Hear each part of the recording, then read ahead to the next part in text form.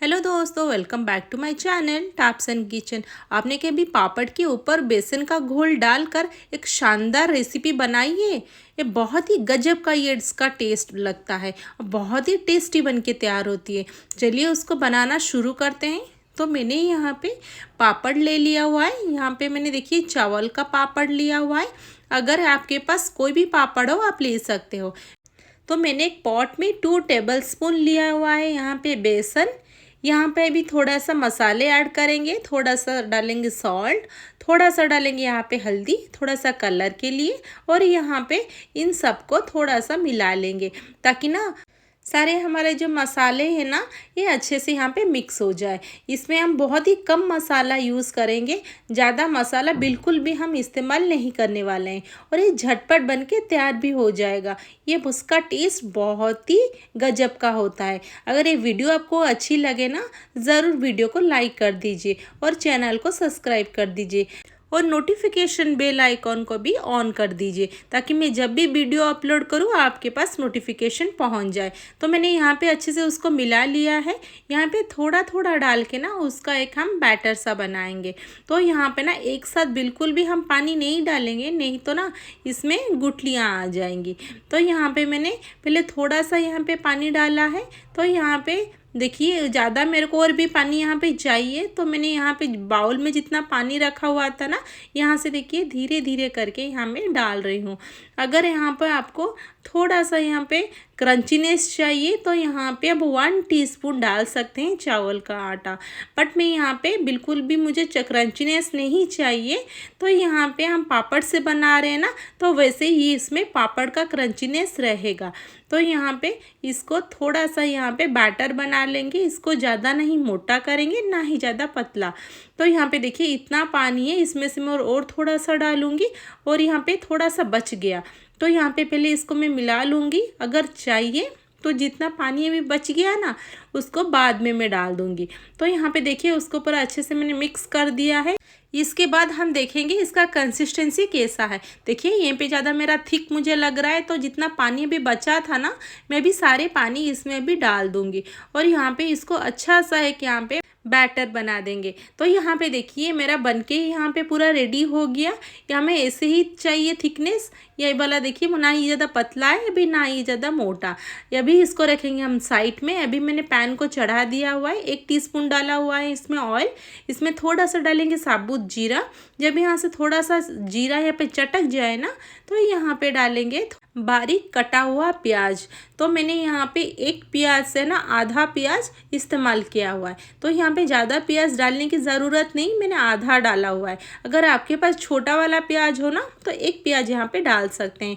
तो यहाँ पे इसको हम ज़्यादा फ्राई नहीं करेंगे, तब तक फ्राई करेंगे जब तक इसका ना थोड़ा सा कच्चापन चले जाए। तो यहाँ पे पूरा फ्राई करके उसको पूरा लाल करने की बिल्कुल भी ज़रूरत नहीं है। तो यहाँ पे देखिए यहाँ पे प्याज का ना कच्चापन चले गया है। अभी यहाँ पे डालेंगे थोड़ी सी जिंजर गार्लिक पेस्ट, ये डाल देंगे। और यहाँ पे ज़्यादा ये मसाला कुछ इस्तेमाल नहीं करेंगे।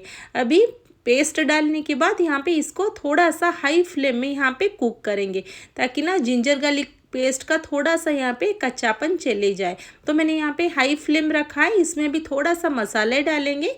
यहाँ पे मैं डालूँगी थोड़ी सी सॉल्ट, फिर यहाँ पे डाल देंगे थोड़ा सा चिली पाउडर, और यहाँ पे डालेंगे 1/2 टीस्पून धनिया पाउडर। और यहाँ पे और कुछ भी मसाला नहीं डालेंगे, बस इतना ही डालेंगे। यहाँ पे कोई गरम मसाला यूज़ करने की ज़रूरत बिल्कुल भी नहीं है। और इसको अच्छे से थोड़ा यहाँ पे भून लेंगे ताकि ना इसका जो है ना कच्चापन यहाँ पे भी मसालों का थोड़ा सा चले जाए और सारे मसाले हमारे जिंजर गार्लिक पेस्ट के साथ अच्छे से भून जाए। यहाँ पे कोई भी पानी डालने की बिल्कुल भी ज़रूरत नहीं। यहाँ पे हमने डाला हुआ है ना सॉल्ट, तो यहाँ पे थोड़ा सा यहाँ पे पानी निकलेगा।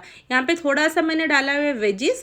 यहाँ पे मैंने लिया हुआ है थोड़े से बीन्स, थोड़ा सा गाजर और थोड़े से यहाँ पे बेल पेपर्स। अगर कोई भी वेजिस आप यहाँ पे डालना चाहो ना तो डाल सकते हो। तो मेरे पास इतना ही था तो मैंने डाल दिया।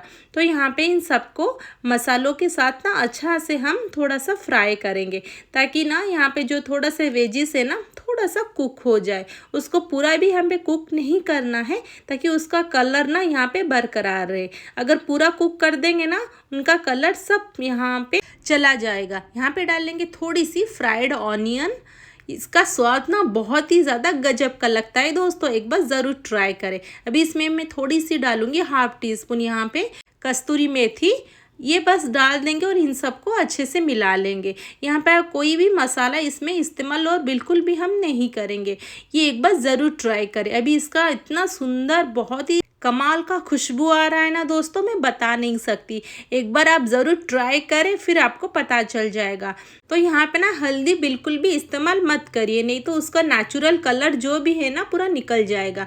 इसमें मैंने 2 मीडियम साइज़ को बॉईल करके थोड़ा सा मैश किया हुआ है और यहाँ पे इसको डाल देंगे और यहाँ पे ना लो टू मीडियम फ्लेम में अच्छे से थोड़ा सा पका देंगे, ताकि सारे जो मसाले और वेजिस है ना अच्छे से पूरा मिक्स हो जाए हमारे आलू के साथ।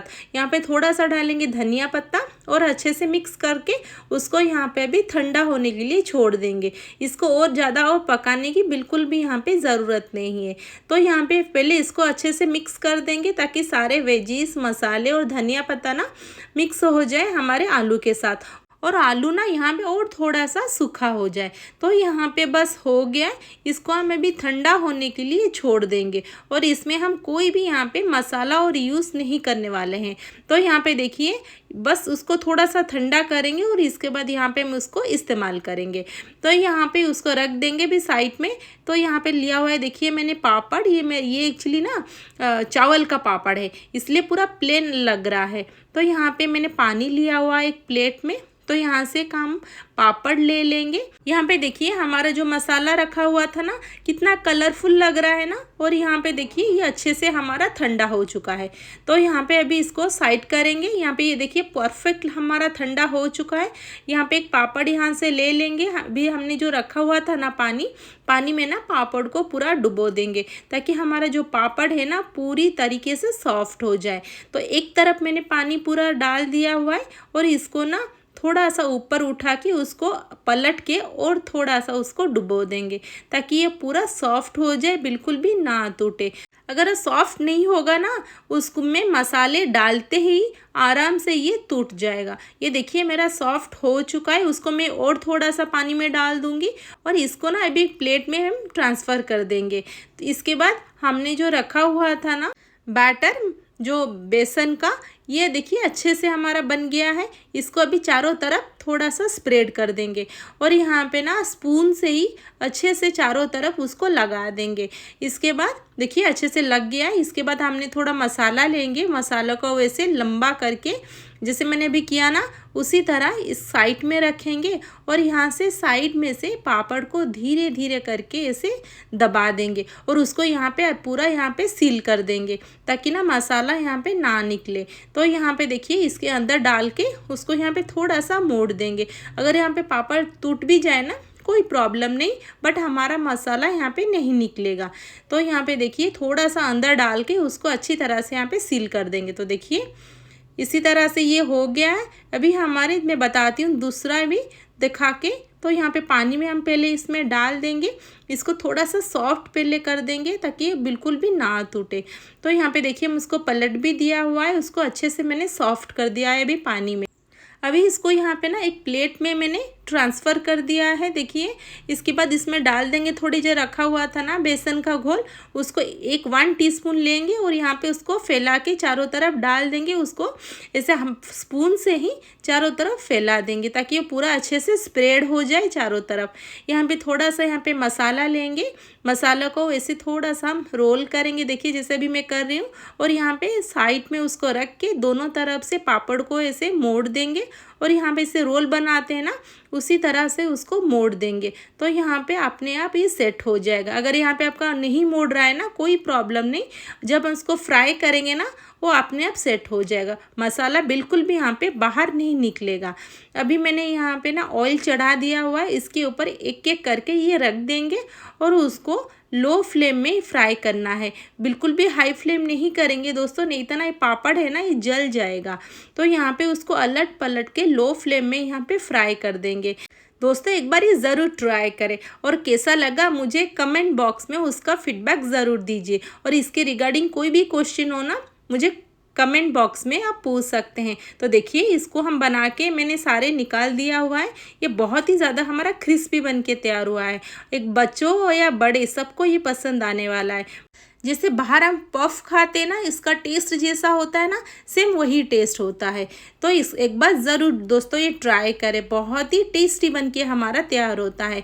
तो हम फिर मिलते हैं नेक्स्ट वीडियो में। Thanks for watching.